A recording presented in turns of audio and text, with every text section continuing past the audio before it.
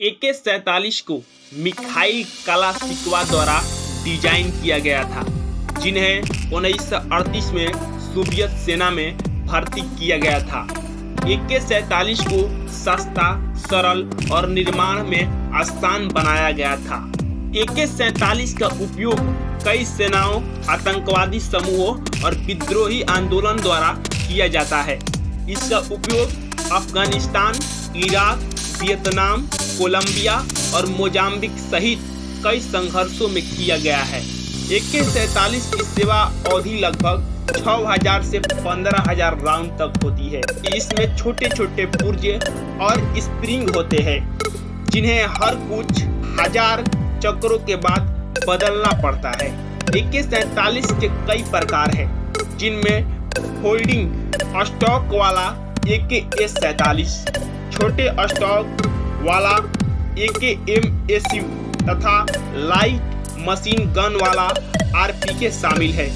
1949 में सोवियत सेना द्वारा इसके आधिकारिक रूप से अपनाए जाने के क्षण से ही AK-47 को उपयोग में आसान, मजबूत, कठिन परिस्थितियों में विश्वसनीय और बड़े पैमाने पर उत्पादन के योग्य माना जाने लगा था।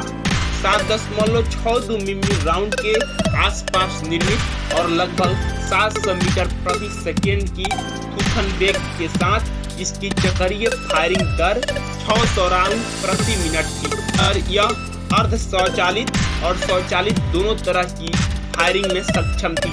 एक लंबी घुमावदार बॉक्स मैगजीन में 20 राउंड होते थे और बैरल के ऊपर एक अलग गैस रिटर्न ट्यूब में एक पिस्टन होता था, जिसे फायरिंग के बाद पीछे की ओर धकेला जाता था ताकि खर्च किए गए कारतूस को बाहर निकालने वाले तंत्र को सक्रिय किया जा सके और अगले राउंड के लिए हथौड़ा को तैयार किया जा सके। AK-47 का निर्माण दो बुनियादी डिजाइनों में किया गया था, एक लकड़ी के स्टॉक के साथ और दूसरा जिसे AK-S नामित किया गया था।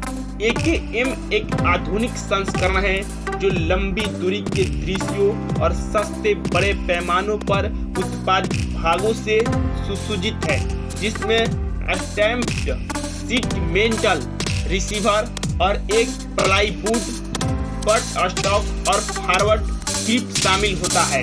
अपने स्पष्ट लाभों के बावजूद सोवियत सेना का मानना था कि AK-47 और AK-M में सटीकता की समस्या थी, जिसका मुख्य कारण शक्तिशाली 7.622 मिमी राउंड और अन्य बलों द्वारा उत्पन्न प्रतिक्षेप बल था, जिन्हें AK-47 के रूप में जाना जाता है। हथियारों के भारी आंतरिक तंत्रों द्वारा उत्पन्न होने वाले ब्लो बैक उन समस्याओं को 1970 के दशक के दौरान आंतरिक रूप से संबोधित किया गया था, जब AK-M को AK-M द्वारा प्रतिस्थापित किया गया था। AK-74, जिसने मूल क्लाशिनकोव डिजाइन 900 मीटर प्रति सेकेंड के उच्च थूथन वेग के साथ छोटे 5.45 मिमी राउंड में अनुकूलित किया। AK-74 का बाद का हथियार AK-74M था, जो 21वीं सदी में रूसी सेना का मुख्य पैदल सेना हथियार था। 1970 के दशक के बाद AK-47 या AK-74 श्रृंखला के संभावित उत्तराधिकारियों पर शोध जारी रहा। उनमें से अधिकांश में रिकाइल और ब्लो बैक के प्रभावों को कम करने के कुछ तरीके शामिल थे। एक उम्मीदवार AN-94 रिकाइल बलों के उत्पन्न होने से पहले तेजी से लगातार 2 राउंड फायर करने की अनुमति देता था। भारत में AK-47 राइफल का इस्तेमाल केवल सेना या पुलिस की स्पेशल फोर्स ही करती है। आम जनता के लिए यह हथियार प्रतिबंधित है। इसे रखना या इस्तेमाल करना गैर कानूनी है। AK-47 खरीदने का प्रयास करना एक गंभीर अपराध है, जिसके परिणाम स्वरूप जेल और जुर्माना हो सकता है। भारत में AK-203 नाम की एक असॉल्ट राइफल भी विकसित किया जा रहा है। यह राइफल AK-47 के डिजाइन पर आधारित है। इसे रूसी आग्नेयास्त्र निर्माता कालाश्निकोव कंसर्न ने भारतीय आयुध निर्माण बोर्ड OFB के सहयोग से विकसित किया है। AK-47 को आमतौर पर ऑटोमैट कालाश्निकोव के नाम से जाना जाता है। यह एक असॉल्ट राइफल है जिसे 7.62 गुना 39 मिमी कारतूस के लिए बनाया गया है।